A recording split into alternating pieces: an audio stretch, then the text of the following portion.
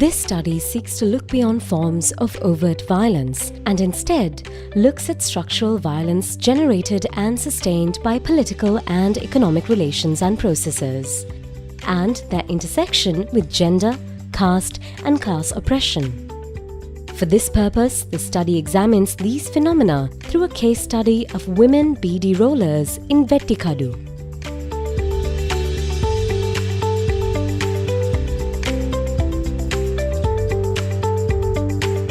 Women in Vettikadu have been rolling beedis for over 50 years.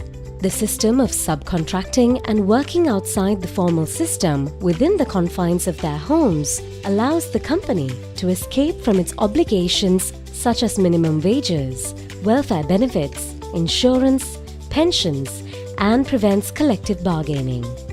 It can be argued that the entire operation is state-sanctioned, as the exploitation of women's labor within the private space of the home, characterized as informal work, does not even fall within the frame of regulation applied to a public space like a factory, however weak in letter and implementation the latter is. Extensive documentation from India provides evidence of the many health hazards associated with the sedentary positions of work and the constant exposure to tobacco, which can lead to high incidence of tuberculosis, mycosis, cancer, skin problems, and other complaints.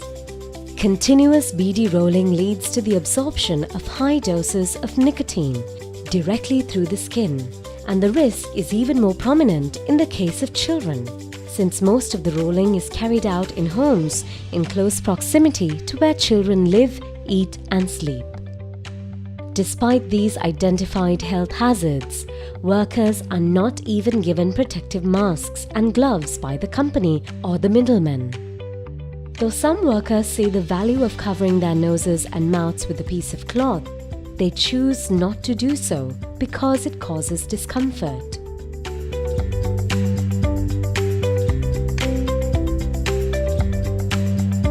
In a post-war context, the male folk who are predominantly fishermen were either killed and some disappeared or injured, leaving behind mothers, sisters, children, and wives without a steady source of income.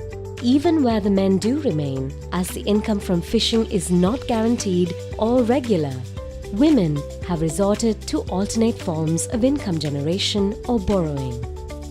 While an overwhelming majority of women in Vettikadu are engaged in making beedi, a few women go further afield.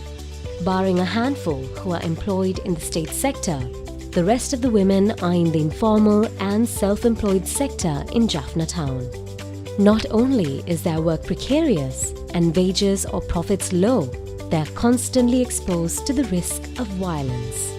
In the jobs available to women in places like textile shops and pharmacies, women face various forms of exploitation and harassment behind the counter or at the place of work.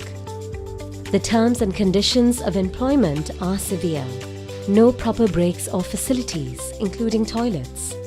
Absence of contracts, leave, and statutory welfare benefits, and low wages that are often not paid in full or on time. The women workers also said that they are generally paid much less than their male counterparts. Men get around 1,500 rupees a day. Women are paid as little as 600 rupees. The women also reported that caste is an unwritten element of hiring practices. They said that some textile shops hire poorer women from lower castes, as it provides the employers greater room for exploitation. What this study highlights is the lack of economic and spatial control these women have, resulting in them having to make a choice between the unsafe outside and the relative safety inside the village through engaging in beedi rolling or other home-based activities, allowing them to engage in their routine household activities and caring functions for which there is a gendered burden to be borne.